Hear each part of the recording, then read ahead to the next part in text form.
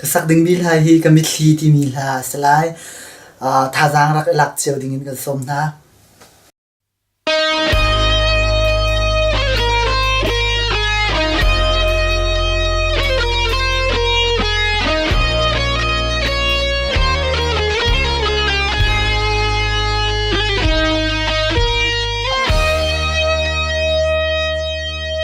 Voi pa voi tampi kan phil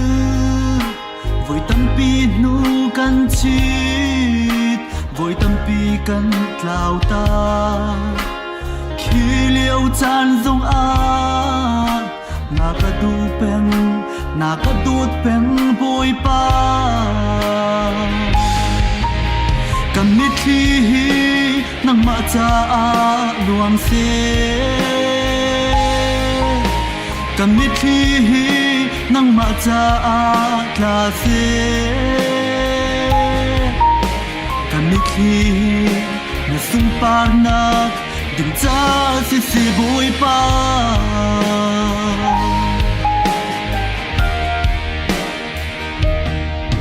ka boi pi ni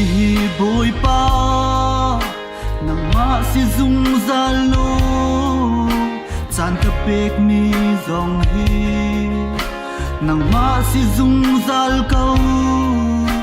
ka du bik le kai chin mi si zung zal kau ka mi khi nang ma cha a luang se ka mi khi nang ma cha a tla se kami thi na sum par na ding cha si boi pa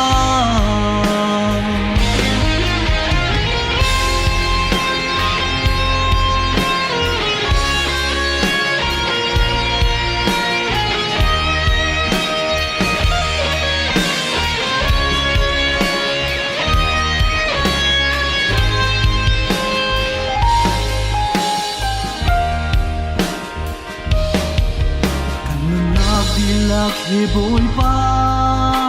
nang ma cha si se ka sining di lak he nang ma cha si se ka zeng dong he nang ma cha si boi pa ka mi thi nang ma cha luang se ka mi thi nang ma cha a tla se ka mi thi na sum par na ding cha si boi pa